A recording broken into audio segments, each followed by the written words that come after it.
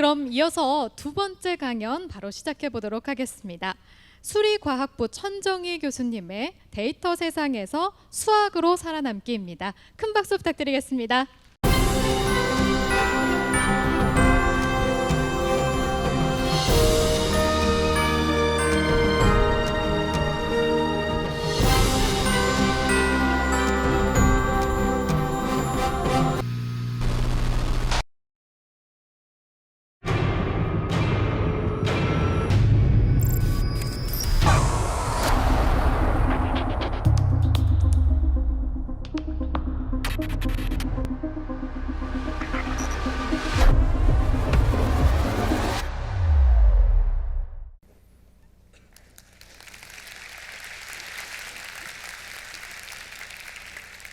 안녕하세요.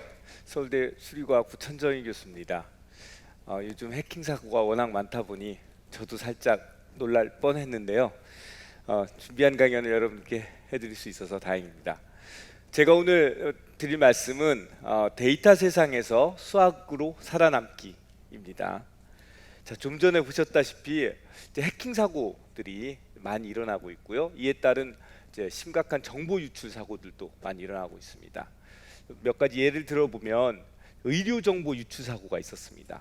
약학정보원에서 모은 민감한 진료 정보를 수집하여 해외 제약사에 유출한 사건입니다.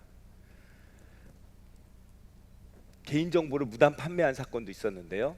홈플러스에서는 이제 경품 행사를 한다고 하면서 개인정보 2,400만 건을 수집을 했는데 이를 이제 경품은 약간만 주고 이를 판매해서 훨씬 큰 231억 원의 수익을 올린 사건이 있었습니다. 물론 이들은 다 정보보호법 위반으로 이제 기소가 되고 처벌이 된 그런 사례입니다. 특히 이제 홈플러스 경우에는 이제 응모를 할 때 적는 개인 정보는 상업적으로 사용을 할 수 있다. 이런 얘기들을 이제 적어 놓았었다고 반론을 했었는데요. 보면 이제 너무 깨알같게 적혀 있어서 사실 읽을 수 없었습니다. 사실은 저도 이제 홈플러스에 가서 이런 경품 행사를 한다 그러길래 응모를 하려고 했었어요. 나 이제 적다가 너무 번거로워서 말았는데 적었으면 이제 개인 정보가 유출됐었겠죠. 이제 이런 이제 데이터 유출 사고가 일어나는 배경에는 데이터가 점점 중요해지기 때문이겠죠. 21세기는 데이터의 세상이라고 합니다. 실제 이제 세계 주요 기업의 시가총액으로 보면 2006년도에는 엑슨모빌, BP, 로열 더치쉘 이런 회사들은 이제 석유 에너지 기업이었고 제너럴 일렉트릭은 만드는 회사죠. 그 다음에 시티그룹 금융 회사고요. 오직 이제 마이크로소프트만 IT 회사였는데 2016년으로 넘어가면 엑슨모빌 이외에 상위 6대 기업의 5개가 모두 IT 기업입니다. 여러분들도 익히 아는 기업들이죠. 애플이라든지 알파벳은 구글입니다. 마이크로소프트, 아마존, 페이스북.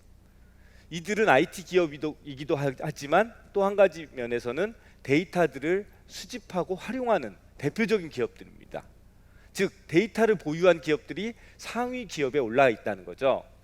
이런 이해하기 때문에 이제 데이터는 미래 사회의 유전이다. 혹은 데이터는 미래의 통화가 될 것이다. 이런 얘기들이 많이 회자되고 있습니다. 자, 이제 이런 데이터들을 가지고 무엇을 하느냐 보면 기계학습을 하죠. 우리는 이제 알파고를 통해서 기계학습에 대해서 어쩌면 이제 다른 나라 사람들보다 훨씬 더 깊이 이해하고 있는지도 모르겠습니다. 또한 최근에는 이제 이런 그 자동 번역에 기계학습이 잘 사용되고 있습니다. 여기서 보시다시피 영어를 문장을 적으면 제가 우리말이 나옵니다. 제가 3년 전에 프랑스에서 한동안 체류한 적이 있었는데 프랑스는 공문서가 다 프랑스어입니다. 영어가 없는 프랑스어입니다. 굉장히 힘든데요. 이걸 어떻게 번역을 할까 하다가 제가 그거를 모두 긁어서 구글 그 번역창에 넣었더니 정말 신기하게 굉장히 깔끔한 영어로 번역이 되더라고요. 그래서 프랑스어는 더 이상 안 배워도 되겠다 이런 생각을 좀 했었습니다. 근데 앞으로는 이걸 넘어서 그 이야기하는 것도 바로 번역이 되는 시대가 오고 있죠. 그래서 여행을 가서도 여러분들이 모르는 언어를 모르는 나라에 가서도 이런 번역을 사용을 해서 이제 의사소통을 할 수 있는 시대가 되고 있습니다. 사실 이 이외에도 기계학습은 굉장히 많은 분야에서 활용이 되고 있죠. 그런데 이제 이 기계학습이 유용하려면 이제 데이터들이 이렇게 많이 필요하다 보니까 데이터들을 유출하려는 이런 사고들이 더 많이 일어나고 있습니다. 자, 2018년에만 해도 전반기에 데이터 유출 사고가 45억 건이 있었고요. 한국 기업의 데이터 유출 평균 피해액이 기업당 31억 원이라는 이런 통계도 있습니다. 자, 이런 데이터들이 주로 어떤 데서 유출이 되냐면 가장 이제 많이 유출이 되는 분야는 보건의료 분야입니다. 의료 데이터들이 중요하죠. 이제 우리의 건강을 위해서 활용될 수도 있고요. 그 다음 이제 신용 데이터, 그리고 또 여러분들이 교육 데이터, 이런 것들이 이제 개인정보의 유출 분야로 많은 데이터들이 이런 분야에서 유출이 되고 있습니다. 자, 이걸 보면 데이터의 활용도 굉장히 중요하고요. 머신러닝을 위해서는 또 데이터의 보호도 굉장히 중요합니다. 조금 전처럼 교육 분야의 데이터가 유출이 된다면 여러분들의 개인적인 정보들이 누군가 모르는 사람들한테 전달돼서 피싱이라든지 나쁜 목적으로 쓰일 수 있다는 거죠. 그러면 과연 이 데이터의 활용과 데이터의 보호라는 두 가지 목적을 동시에 달성하는 것은 불가능할 것인가? 여러 가지 방법이 있겠죠. 제도적인 방법도 있겠고 기술적인 방법도 있겠습니다. 그런데 만일 이것을 둘 다 한꺼번에 보호할 수 있는 획기적인 기술적인 방법이 있다면 제도적인 장치도 쉬워질 것이고 과학의 발전도 훨씬 가속화될 수 있을 것입니다. 그럼 어떤 기술이 가능한지 한번 살펴보도록 하죠. 다시 이제 기계학습을 조금 더 수학적으로 살펴보겠습니다. 기계학습은 함수 계산의 역함수라고 볼 수가 있는데요. 즉, 자, 어떤 함수가 있을 때 이 함수에 계산을 하려고 합니다. 즉, 함수에다가 데이터를 집어넣어요. 3을 집어넣으면 F3이 나오고 4를 집어넣으면 F4가 나오고, 이런 것을 우리가 함수 계산이라고 하죠. 그런데 이런 데이터들을 보고 원래 어떤 함수에서 나왔는지를 유추하는 것이 바로 기계학습입니다. 즉 x1, y1, x2, y2 이런 쌍들이 주어졌을 때 어떤 f 함수가 있어서 yi를 xi로부터 계산할 수 있는 것인지, 자, 간단한 함수라면 이렇게 계산을 할 수 있는데 만일 이 f가 사람들이 계산해 본 적이 없는 자연에 있는 어떤 숨겨진 함수라면 그때는 이 f를 찾는 게 쉽지 않겠죠. 그럴 때는 우리가 일반적인 모든 함수에서 이걸 찾는 게 아니라 우리가 조금 더 다룰 수 있는 간단한 함수의 집합에서 찾습니다.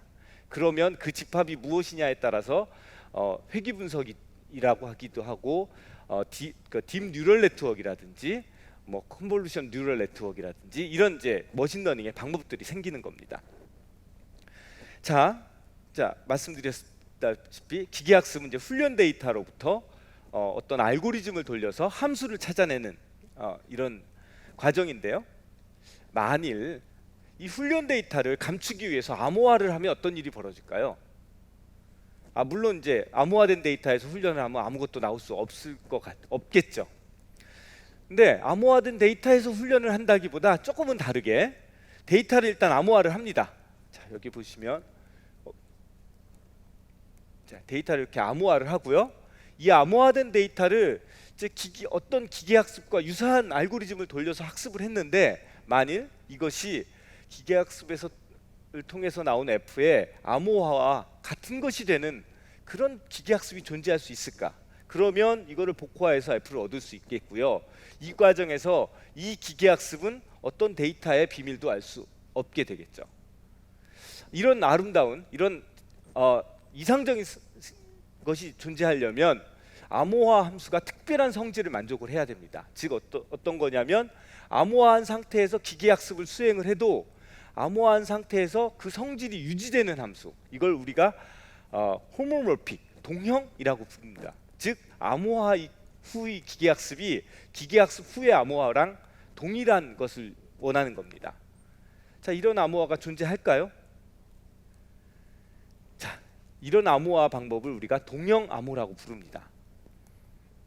자, 동형 암호를 설명하기 위해서 암호에 대해서 조금 설명을 해드리고 시작하도록 하겠습니다. 여러분, 암호가 무엇이냐라고 물어보면 제일 떠오르는 게 뭐죠? 아마 패스워드겠죠. 우리가 가장 많이 쓰는 거기도 하고요. 암호는 패스워드를 의미하기도 합니다. 근데 또 한편 암호는 인크립션, 영어로는 즉 대칭키 암호를 의미하기도 합니다. 대칭키 암호라는 것은 어떤 메시지가 있을 때 이 메시지를 비밀키와 같이 섞어서 암호문을 만들고요. 또 그 암호문을 동일한 비밀키를 가지고 섞어서 원래 평문을 복호하는 과정입니다. 이 과정을 통하면 평문을 암호문으로 바꾸어서 누구에게 보낼 수도 있고 저장할 수도 있고 안전하게 보관할 수 있습니다. 이런 걸 이제 대칭키 암호라고 부르고, 대표적인 예로 블록 암호 AS가 있습니다. 또 암호라는 말은 영어로 또 다른 많이 번역을 해보면 크립토그라피 혹은 퍼블릭 인크립션이라는 단어도 나올 겁니다. 이거는 이제 공개키 암호인데요. 공개키 암호는 조금 전에 대칭키 암호의 단점을 조금 보완한 겁니다. 대칭키 암호는 암호화하는 키와 복호하는 키가 같다 보니 암호화하는 사람과 그것을 암호를 해제할 사람이 우선 동일한 키를 같이 공유를 해야 합니다. 그러기 위해선 먼저 만난다든지 다른 수단을 통해서 비밀을 공유하는 과정이 필요하겠죠. 근데 만일 여러분이 한 번도 본 적이 없는 사람과 암호 통신, 비밀 통신을 하려면 어떻게 해야 될까요? 뭐 수단이 없지는 않습니다만 상당히 불편합니다. 이를 해결하기 위해서 나온 것이 공개키 암호입니다. 공개키 암호는 암호화 키와 복호화 키가 다릅니다. 그리고 만일 다르다 그러면 자, 숨겨야 되는 것은 어떤 키일까요? 복호하는 키는 숨겨야겠죠, 당연히. 근데 암호화하는 키를 숨겨둘 필요가 있느냐? 없습니다.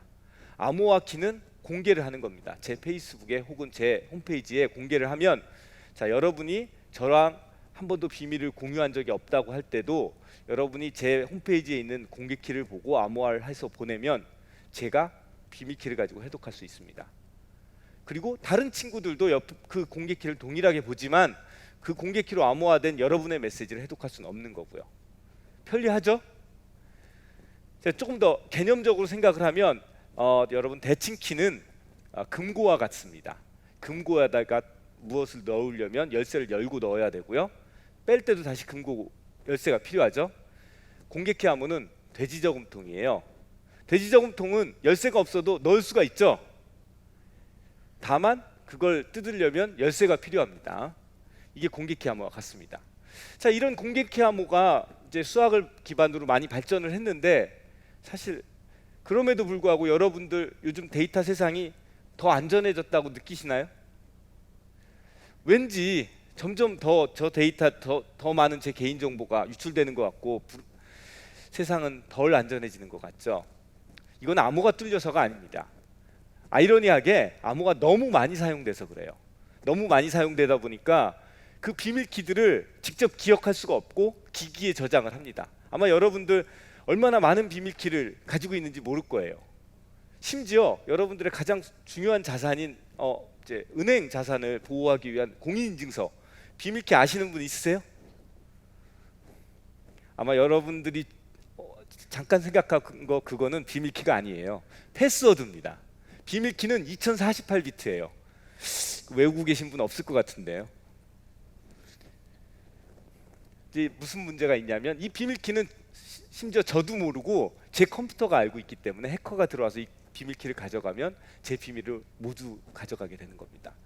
그래서 이런 문제를 보완하기 위해서 비밀키를 가능한 한 적게 활용하는 암호가 없을까라고 생각해서 나온 게 동형암호입니다.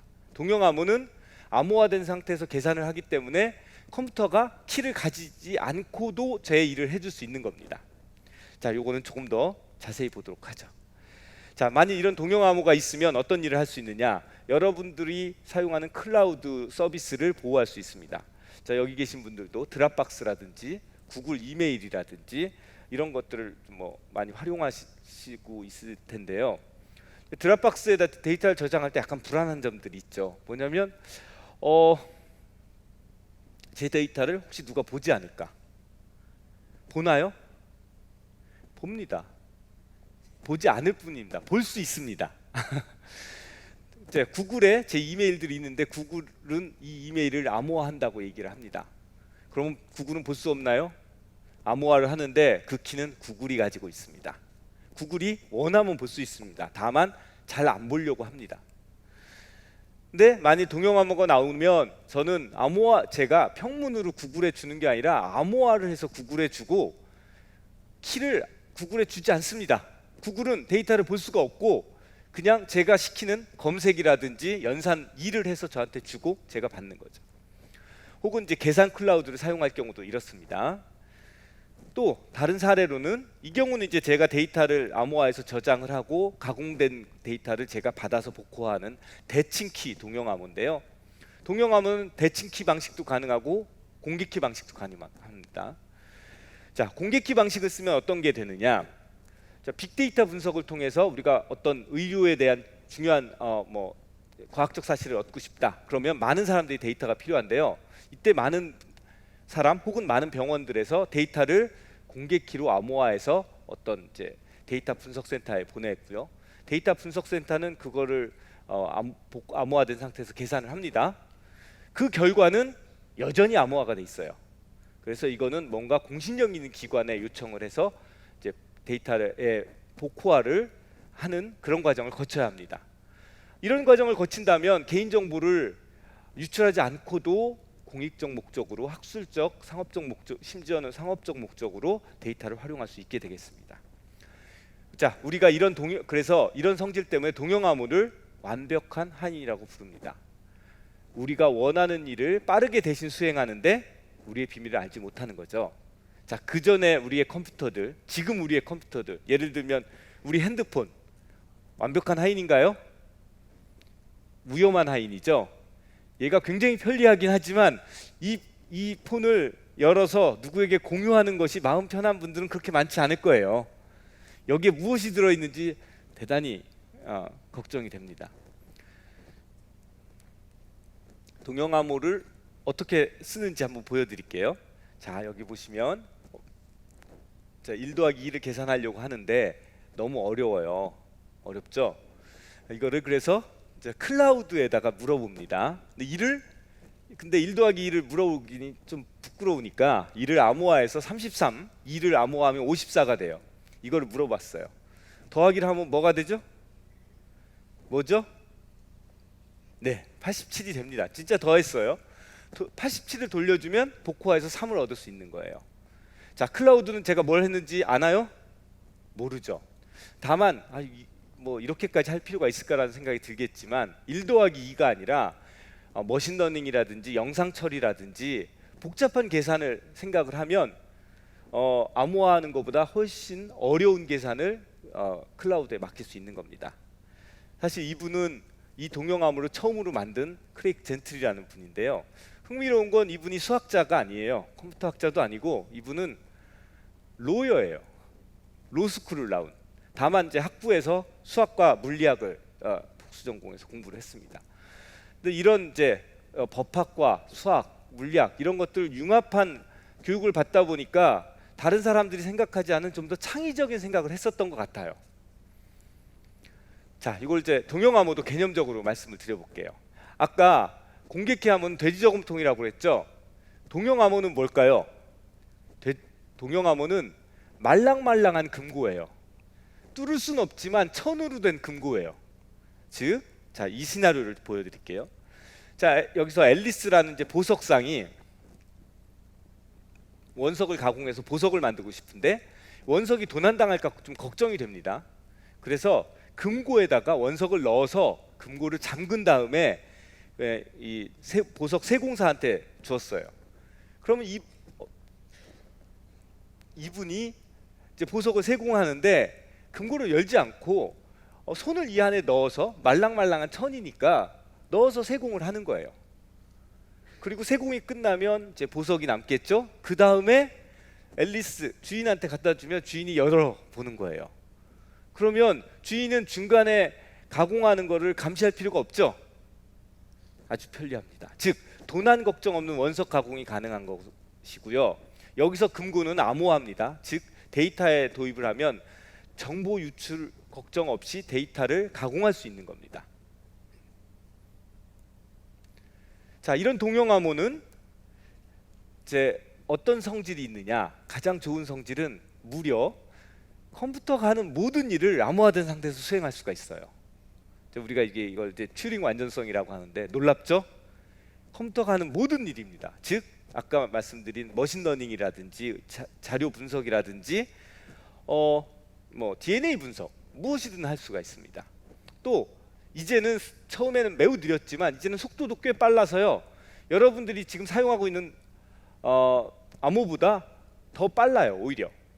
그리고 안전성도 이제 양자 컴퓨터가 나와도 안전한 양자 내성의 안전성을 가지고 있습니다. 이러면 이제 완벽한 것처럼 보이죠? 근데 왜 아직 저는 동형 암호를 안 쓰고 있을까? 이런 생각할 수 있죠? 모든 거에는 대가가 있습니다. 공짜는 없습니다. 단점이 있겠죠. 단점은 무엇이냐면 암호화를 하면 데이터가 커져요. 최대 50배까지 커집니다. 즉 1기가를 암호하면 50기가가 되는 거고요. 또 이렇게 커지다 보니 평문 상태에서 연산을 하면 1기가를 연산하면 되는 걸 50기가를 연산하려면 이제 곱셈 같은 거는 50기가를 연산하면 50의 제곱 2500배 정도 느려져요. 이게 단점이고, 또 하나는 우리가 컴퓨터 계산은 무려 80년간 우리가 알고리즘을 개발해 왔기 때문에 최적화된 알고리즘들을 우리가 활용하고 있는데, 암호화된 데이터에서의 어떤 계산은 이제 막 시작을 했습니다. 자, 그래서 최적화된 알고리즘을 연구하는데 많은 시간이 필요하고 많은 이제 학자들의 연구가 필요합니다. 물론 그렇다고 80년이 걸리진 않겠죠. 그 전에 답이 있으니까 몇 년 동안 아마 압축 성장을 할 겁니다. 자, 동형 암호. 자, 제가 수학과 교수인데요. 수학이 하나도 안 나왔죠, 아직. 수학 슬라이드 하나를 준비를 했습니다. 여러분이 수학적으로 봐야 이게 진짜 내 거 같은 느낌이 들 거예요. 자, 여러분 사실은 1분만 집중을 하면 동형 암호를 여러분 진짜 알게 될 거예요. 제가 말씀드린 1분만 집중을 하시면 여러분들은 이제 동형 암호를 아는 사람이 됩니다. 자, 이건 대칭키 동형 암호인데요. 큰 소수 P를 비밀키로 잡아요. 뭐 1000비트 정도 소수예요. 암호화는 메시지 M을 0과 P 사이의 어떤 숫자라고 여기선 가정을 할 거예요. 메시지 M에다가 큰 소수 P의 배수를 덮어버립니다. 그러니까 난수, 자연수를 하나 Q를 골라서 P에다 곱한 다음에 M을 M에다 더해요. 그러면 M보다 훨씬 PQ가 크기 때문에 이건 난수처럼 보입니다. 복호화는 이 수를 P로 나눈 나머지를 구하면 M입니다. 여기서 대괄호 브래킷 P, 대괄호가 있죠. 대괄호 브래킷 P가 있는데 이것은 이제 X를 P로 나눈 나머지입니다. 어렵지 않죠? 게다가 이것은 동형이라는 좋은 성질을 가지고 있어요. 즉 M1의 메시지와 M2의 메시지를 더하면 어떻게 되냐면 M1 더하기 P의 배수, M2 더하기 P의 배수니까 잘 묶으면 M1 더하기 M2 더하기 P의 배수죠. M1 더하기 M2의 암호문입니다. 곱하기를 해볼까요? 곱해보면 항이 몇 개가 나올까요? 4개가 나오죠.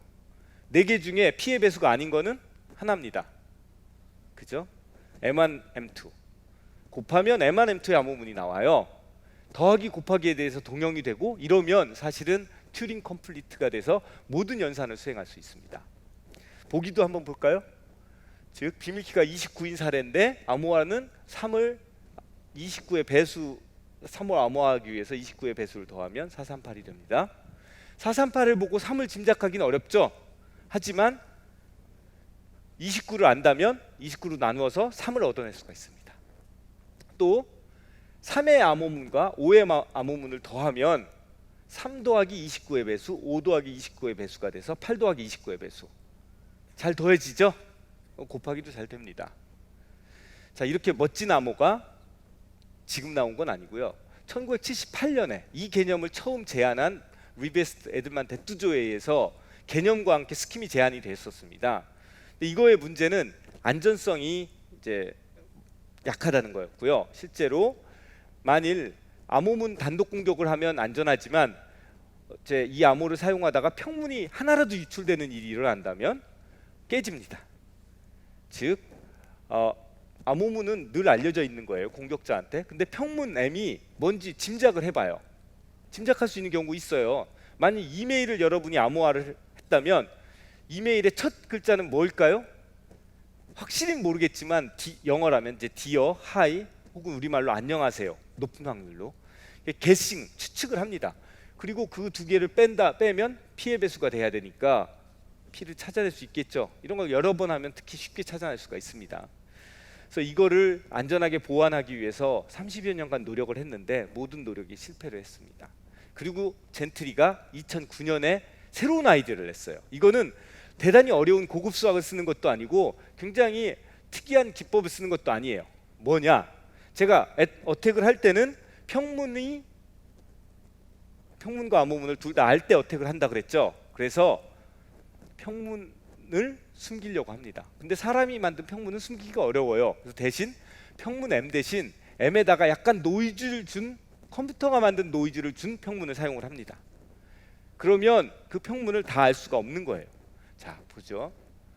즉 메시지 대신 메시지 더하기, 여기 T는 뭐 2의 10승이라고 생각하세요. 2는 난수예요. 그러니까 메시지에다가 이거 난수를 10비트, 20비트짜리 난수를 약간 더한 걸 쓰는 거고요. 자, 이거 숫자로도 봐도 이제 3에다가 7의 배수를 조금 더한 다음에 이걸 메시지로 삼아요. 그럼 복호할 때는 29로 나누어서 날리고 7로 나누어서 날리면 3이 남는 겁니다. 동형 성질도 거의 유지가 돼요. 자, 이것이 새로운 현재 동형 암호의 기술입니다. 자, 이거는 안전할까요? 아까 공격에는 안전합니다. 근데 진짜 안전한가요? 모르겠어요. 그래서 안전성을 증명을 합니다. 자, 동형 암호의 안전성은 어떻게 증명이 됐냐면 이제 어려운 수학적 난제로 축소를 해야 되는데요. 환원을 해야 됩니다. 어떻게 하느냐면 그 문제는 일단 최대 공약수 문제와 가깝습니다. 최대 공약수 문제 아시죠? 자, 29에 이런 숫자들이 주어졌을 때 이 숫자들을 나누는 최대 공약수는 뭐죠? 소수 하나를 고른다면 29죠. 쉽게 찾을 수 있어요.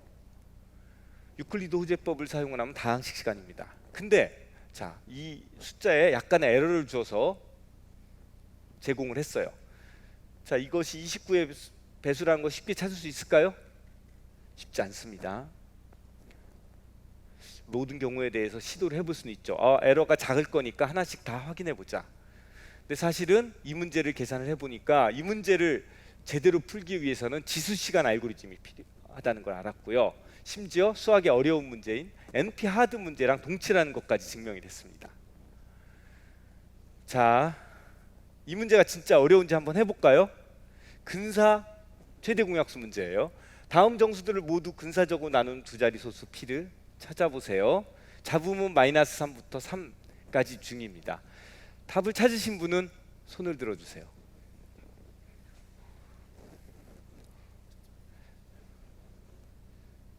시간이 좀 걸리나요?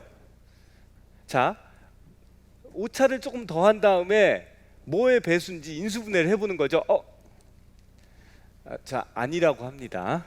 자, 참고로 이 문제는 작은 숫자는 우리도 할 수 있는데 숫자가 커지면 아까 말씀드린 듯이 NP 하드 문제예요. 손 드신 분 있으세요? 안 보이는데요? 제가 너무 화내서 안 보이는 건가요? 그래서 이 문제를 이제 큰 숫자에 대해서 풀게 되면 사실은 100만 불의 상금을 얻을 수 있어요. 물론 이 문제의 100만 불은 아닙니다. 자, 이 문제도 100만 불은 아니지만 상금이 걸려 있어요.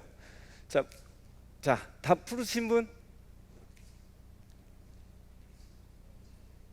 네, 여기 빨간 옷. 정답입니다. 박수.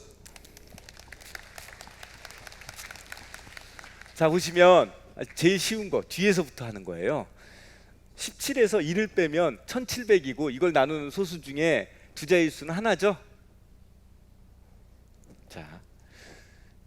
자, 더 분발해서 더 큰 숫자를 푸는 답을 한번 찾아보세요. 그리고 답을 찾으면 저한테 연락 주세요. 자, 이 문제는 P vs NP라는 문제를 풀게 되는 겁니다. 어려운 걸 풀면 이거는 이제 100만 불의 상금이 걸려 있는데 이런 문제들을 밀레니엄 프로블럼이라고 부르고요. 이런 여러 가지 문제들이 있습니다. 이 중에서 푸안칼의 추측을 제외하면 이제 아직 다 안 풀려 있는 문제입니다. 자, 동형암호가 안전성까지 이제 보장이 됐어요. 남은 게 뭐예요? 속도입니다. 속도가 정말 느렸어요. 2000배는 빨라진 겁니다. 원래 처음 시작할 때는 한 비트를 재부팅이라는 어떤 연산을 하는데 30분이 걸렸어요. 1800초. 지금은 32초에 25만 비트를 처리할 수가 있습니다. 이러면 비트당 30분 걸리던 게 12 마이크로세컨드라서 계산을 해보면 1500만 배, 매년 10배 이상씩 빨라진 거예요.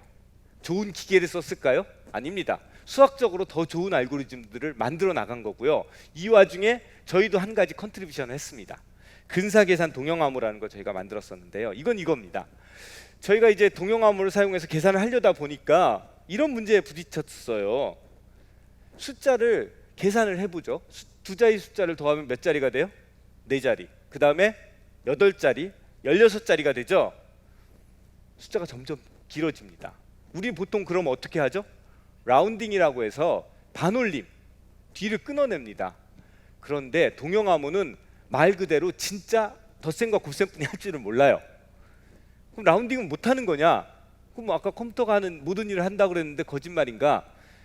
할 수 있습니다. 더하기 곱하기를 자꾸 반복하면 반올림을 할 수 있는데 느립니다. 매우. 그 간단한 연산이. 저희가 만든 동형암호는 덧셈 곱셈 이외에 반올림이라고 뒤를 끊어내는 연산을 할 수 있는 새로운 동형암호를 만든 거예요. 그러니까 우리는 연산이 3개입니다. 손이 아까 왼손 오른손 이외에 하나가 더 있는 거예요. 덧셈 곱셈 이외에 가위가 하나 더 있어요. 여러분 식탁에 가위가 있으면 갈비 먹을 때 굉장히 편하죠? 편합니다. 자, 그러면 이 동형암호를 가지고 무엇을 할 수 있느냐? 기계학습을 할 수 있습니다. 여러 가지 응용이 있지만 대표적으로 좋은 응용 중에 하나예요. 자, 이거 스트레인지 비전이라는 걸 한번 소개해 드릴까요? 이 조각은 특이한 점은 조각가가 사람을 보지 않고 조각을 한 겁니다. 어떻게? 머리카락을 주어서 DNA 분석을 한 후에 3D 프린팅으로 얼굴 만든 소프트웨어를 이용한 3D 프린팅으로 했습니다. 비슷한가요? 비슷할 수도 있고요. 근데 실제로 DNA로 몽타주를 작성해서 범인을 검거한 사례가 재작년에 있었습니다. DNA는 우리가 아는 것보다 훨씬 더 많은 정보를 담고 있어서 DNA를 유출하는 건 매우 위험한 일입니다. 우리가 궁극의 프라이버시라고 할 수가 있습니다.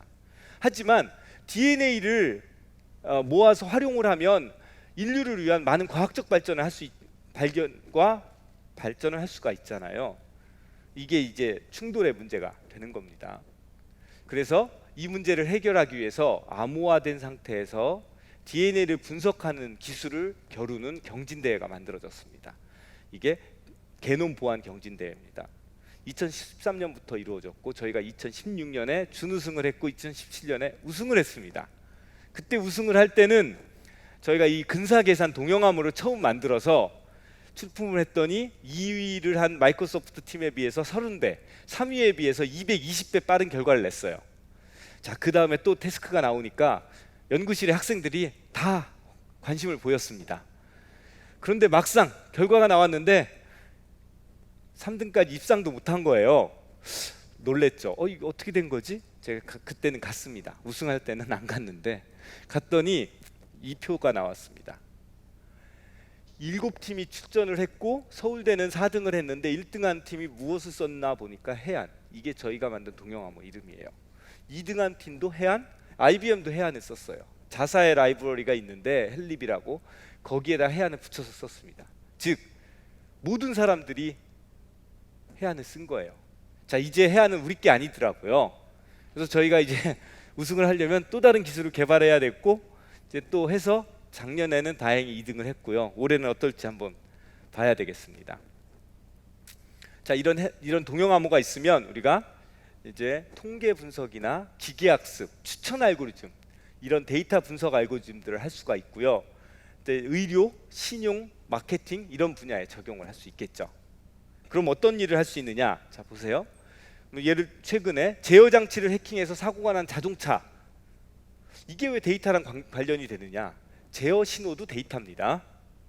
얘를 보호하면 얘를 막을 수 있어요. 또 AI 스피커, 여러분들 집에 있는 컴퓨터, TV에 AI 스피커가 붙어 있는 경우들이 있죠.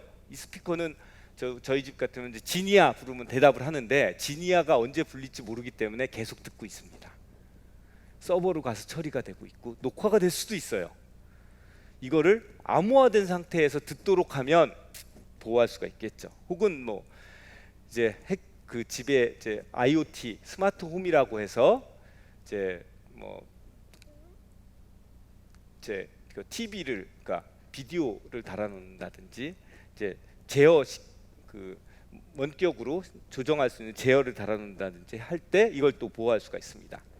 그래서 이런 것들을 보호하기 위해서 동영암호를 이용을 하면 이제 삼성 SDS 경우에는 클라우드를 보호하겠다고 했습니다. 즉 동영암호로 암호화된 데이터가 있으면 암호화된 데이터로 클라우드에 전송을 합니다. 클라우드에는. 그리고 클라우드에서 처리가 된 후에 그대로 암호화된 대로 답을 주면 고객은 그때 이제 자기의 키로 열어보는 겁니다. 이러면 키가 클라우드에 가지 않으니까 안전하죠?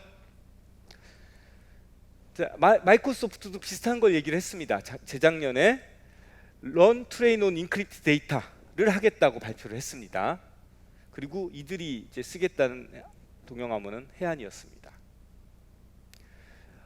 인텔은 인공지능에 관심이 많습니다. 그 텐서플로우라는 인공지능을 프로그램하는 언어로 작성된 프로그램을 동영암호로 암호화된 데이터상에서 작동할 수 있도록 바꿔주는 그런 프로그램을 만들었는데요. 그 HE 트랜스포머라고 합니다. 이 HE 트랜스포머를 발표를 했고 여기도 최근에 이제 CKKS 스킴이라고 합니다. 이게 CKKS는 여기 나와 있는 대로 이 논문에 약자를 딴 거고 이걸 이제 저희는 해안이라고 부릅니다. 또 최근에 국내에서도 이제 그 금융에 이런 동영암호를 쓰도록 돼 있는데요. 금융위에서 이제 혁신 금융 서비스를 지정을 해줬습니다. 이제 동영암호라는 게 이제 처음 나온 거다 보니까 암호화된 상태로 데이터를 유출하는 게 개인정보법 위반이냐 아니냐라는 문제가 사실상은 다루어진 적이 없고 법적 문제에서 처음에 이제 회색지대에 있게 됩니다. 따라서 이 문제를 이제 저희가 암호화된 상태에서는 안전하다고 주장을 하더라도 사람들이 쓸 때는 이제 불편함을 조심스러워지게 되는 거죠. 이걸 위해서 정부에서 이제 혁신 금융 서비스를 지정을 해줬는데 작년 12월에 이러면 이제 법이 완비될 때까지 동영암호로 사용해서 데이터를 결합하는 것들이 법의 어떤 제재에서 제재를 받지 않는 어떤 임시 면허를 받게 되는 겁니다. 즉 그런 걸 하면 기존의 이제 비식별화 방식에 비해서 장점이 있는데 어떻게 할 수 있냐면 비식별화 방식은 두 데이터를 합치기 전에 비식별화를 먼저 해야 되고요. 합친 다음에 이제 또 데이터가 늘어나면 비식별화를 추가로 해서 이제 분석을 합니다. 이 과정에서 정보 손실이 발생을 하고 또 재식별이 될 수도 있습니다. 그리고 또 비식별화가 된 건지를 확인하기 위해서 시간이 또 걸립니다. 동영암호를 사용하면 그대로 정보 손실 없이 암호화한 상태로 결합을 하고 그 상태로 분석을 합니다. 다만 이를 이제 복호해 주는 과정이 필요하기 때문에 이제 새로운 공공기관 같은 것들이 이제 이걸 복호해 주는 서비스를 할 필요가 있습니다. 자, 제가 지금까지 말씀을 드린 거는 동영암호와 기계학습을 결합을 해서 안전한 프라이버시 프리저빙 머신러닝 개인정보를 보호하는 기계학습을 할 수 있다는 걸 말씀을 드렸습니다. 이제 이런 걸 하기 위해서는 이제 동영암호에는 이제 대수학이나 정수론, 확률론 등이 필요하고 이 기계학습의 안전성과 분석을 위해서는 이제 해석학, 확률론 이런 학문들이 필요합니다. 이들을 통해서 이루어진 동영암호와 기계학습이 좀 전에 말씀드렸듯이 개인정보를 보호하는 기계학습, 더 나아가서는 개인정보를 보호하는 AI, 프라이빗 AI 시대를 열어갈 것이라고 생각이 됩니다. 자, 이를 통해 이렇게 인간과 AI가 조화롭게 발전하는 세상이 이루어질 것이라고 기대합니다. 감사합니다.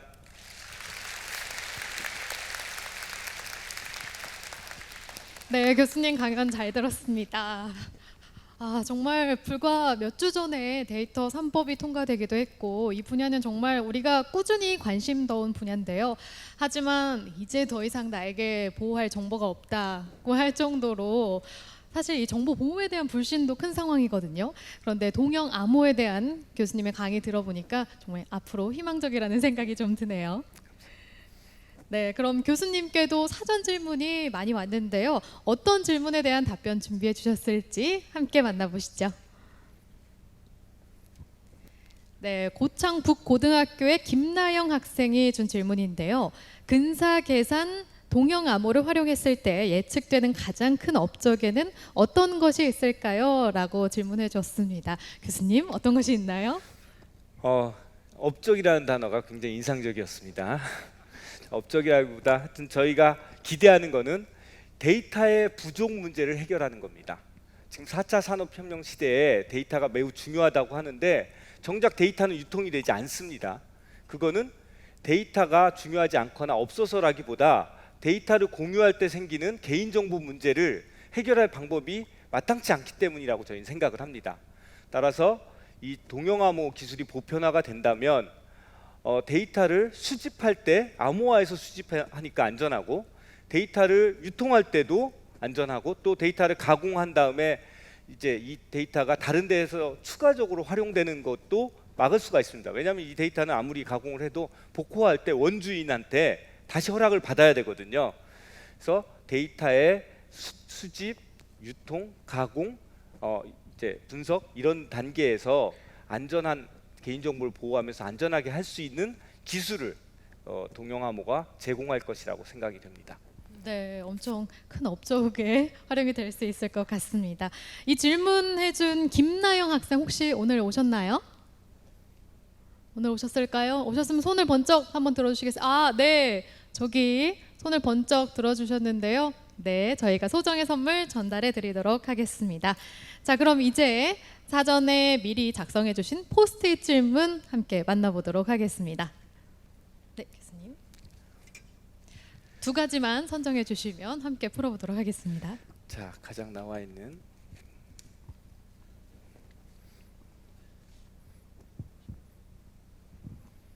네, 먼저 첫 번째 질문입니다. 요즘은 4차 산업혁명과 빅데이터가 대세인데 이러한 빅데이터에서도 수학이 이용되나요? 만약 이용된다면 어떻게 이용되나요? 양천고등학교 박정우 학생이 질문 주셨습니다. 교수님 답변 부탁드릴게요.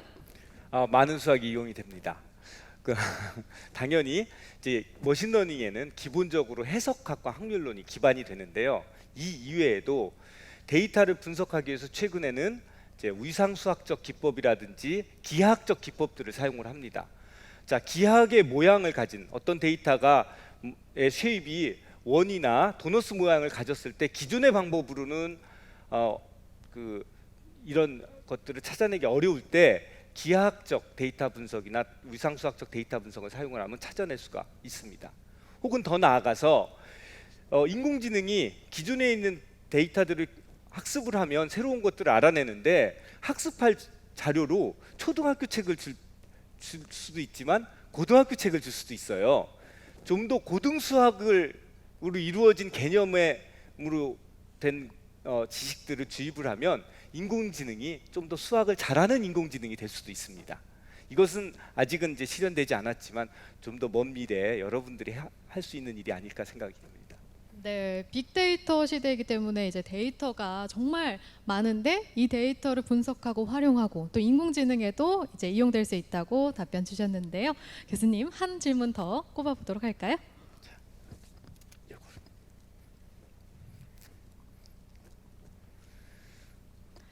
네, 뭔가 연관된 질문처럼 느껴지는데요.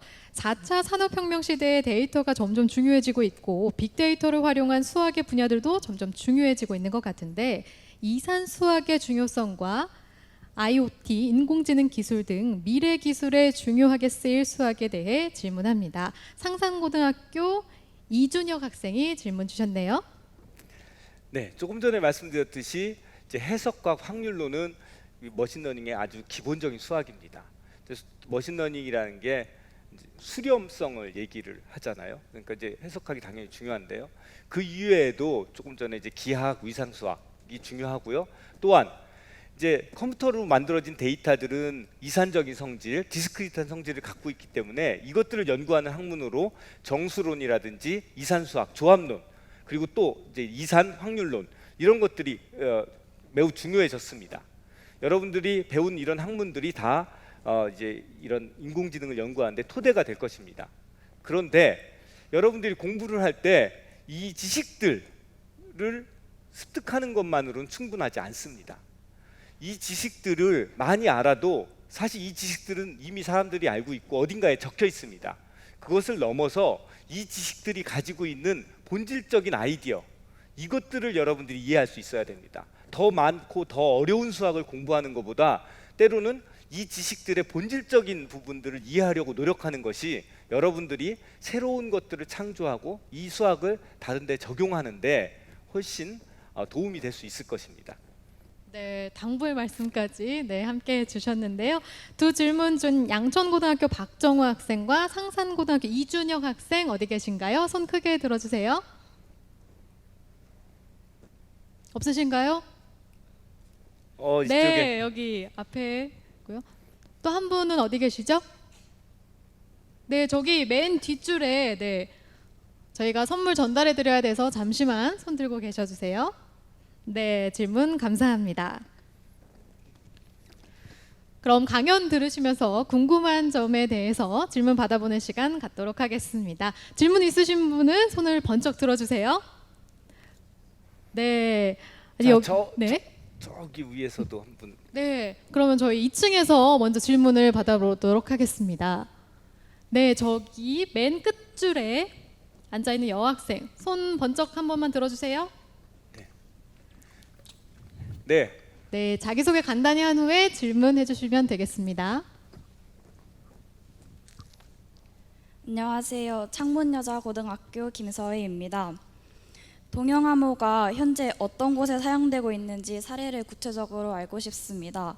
또한 그렇지 않는다면은 왜 잘 사용되고 있지 않는지 궁금합니다.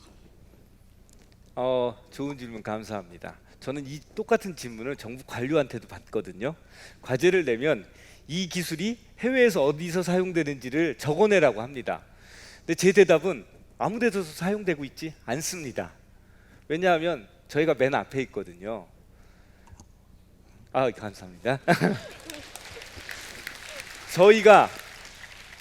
저희가 사례를 만들어 가야 되는 거고요. 조금 전에 보셨듯이 이게 동영암호는 기술적인 것뿐만 아니라 과학적, 수학적, 기술적인 것뿐만 아니라 시장도 필요하고 또 법적 제도도 필요하기 때문에 이걸 시작하는 데에는 여러 가지들이 필요합니다. 근데 다행히 국내에서도 이런 규제 샌드박스 일환인 이제 혁신금융 서비스를 통해서 제도적인 문제들을 지금 해결을 해줬습니다. 그래서 저희가 전 세계에서 제일 첫 동영암호 서비스를 올해 안에 하고 싶고 해야 됩니다.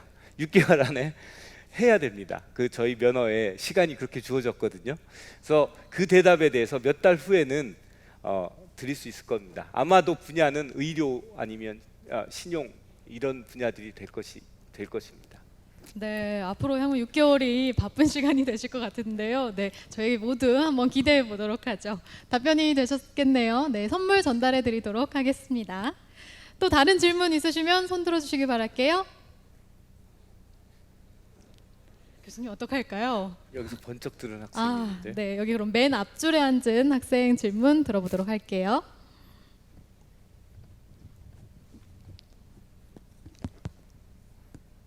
네, 여기 있습니다. 네.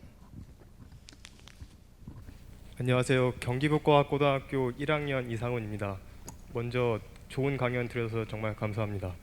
제 질문은 동영암호 기술 같은 경우는 암호화된 상태에서도 안에 있는 평문을 어떻게 조작할 수 있다는 것처럼 이해를 했는데 이 경우 데이터가 이동되는 중간에서 이게 변형되거나 또는 악의적으로 이게 가공되지 않았다는 것을 어떻게 증명할 수 있는지 또는 그런 악의적인 변형을 막을 수 있는 수학적인 그런 장치가 있는지 물어보고 싶습니다. 아주 좋은 질문입니다.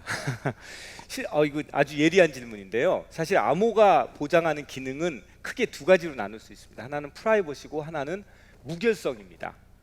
지금 제가 설명드린 동영암호에서는 프라이버시를 제공하지만 무결성은 제공하지 않습니다. 한편 무결성을 제공하는 가장 강력한 장치 중에 하나는 블록체인입니다. 블록체인은 무결성을 강력하게 제공하는 대신 프라이버시는 전혀 없습니다. 데이터들이 수만 곳에 전 세계에 흩어져 있고 영원히 지워지지 않잖아요. 이 두 가지를 결합하는 것이 필요합니다. 그러면 실제로 동영암호처럼 데이터를 무결성을 보장하면서도 연산이 가능한 것이 있겠느냐? 있습니다. 사실 이 개념은 국내에 있는 연구자에 의해서 처음 밝혀졌고 호모모픽 어센티케이티드 인크립션이라고 불리웁니다.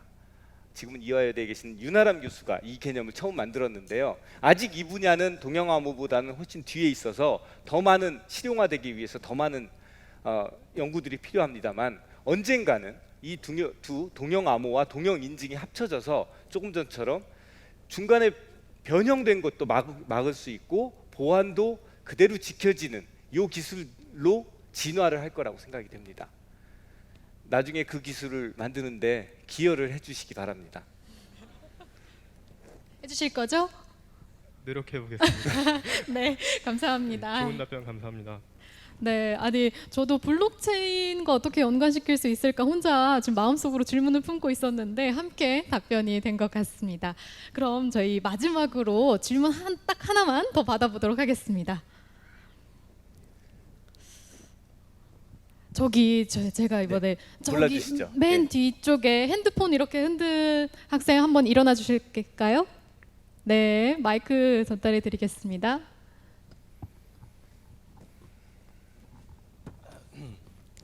그 한국 삼육고등학교에서 나온 박찬규라고 합니다. 그 제가 기억하기로는 그 동영암호가 양자 내성이 있다고 봤거든요. 또 혹시 제가 생각하기로는 양자 컴퓨터를 활용해가지고 동영암호를 뭐 연산이라던가 아까 말씀하신 그 숫자가 너무 커져 버리는 것에 대해서 대비를 할 수 있다고 생각했는데 네, 그 활용 가능성은 어떻게 되는지 물어보고 싶습니다. 네, 재미있는 질문이네요. 그 동영암호를 양자암호로 깨려는 시도가 있을 수 있는데 그거에 대해서는 이제 안전성이 있다라고 말씀을 드렸는데 거꾸로 양자암호가 나왔을 때 동영암호의 활용성을 높이는 방향의 연구가 가능할 것이냐라는 질문을 하셨습니다. 가능할 것입니다. 근데 아직은 동영암호를 양자 컴퓨터가 있다면 이제 양자 알고리즘이 가능한 건데요. 양자 알고리즘을 이용을 하면 동영암호의 속도를 혹은 사이즈를 얼마나 개선할 수 있는지는 사실 아직은 제가 본 바로 연구가 돼 있지 않습니다. 굉장히 흥미로운 주제일 것 같은데 앞으로 연구가 되어야 될 주제라고 생각이 됩니다. 네, 답변이 되셨을까요? 감사합니다. 네. 네, 이렇게 교수님 강연부터 질문까지 함께 시간 보내봤는데요. 오늘 좀 어떠셨나요? 예, 이렇게 많은 분들이 열심히 들어주시니까 굉장히 신이 나서 저도 강연을 한 것 같고요. 이제 제가 좀 당부의 말씀을 또 한 말씀 드리자면 이제 이렇게 많은 학생들이 관심을 가지는 주제들에 대해서 새로운 결과들이 나왔으면 좋겠는데요. 저희가 보시다시피 새로운 문제들이 많습니다. 지금 이미 두 학생들이 질문한 문제들도 해결이 안 된 문제들이 있고요. 새로운 문제는 새로운 과학, 새로운 기술과 새로운 인재들을 필요로 합니다. 그리고 인간이 가지는 가장 큰 힘은 무언가 세상에 존재하지 않는 걸 상상하는 힘이라고 저는 들었습니다. 여러분들이 더 열정을 가지고 도전을 한다면 이런 부분들, 새로운 문제들에 대해서 전혀 상상하지 않은 굉장히 좋은 연구들을 할 수 있지 않을까 생각하면서 여러분들의 도전과 열정을 좀 기다려볼까 합니다. 네, 감사합니다. 그게 또 저희 공개 강연의 의미가 아닐까 싶네요. 교수님 오늘 강연 감사합니다. 큰 박수 부탁드리겠습니다.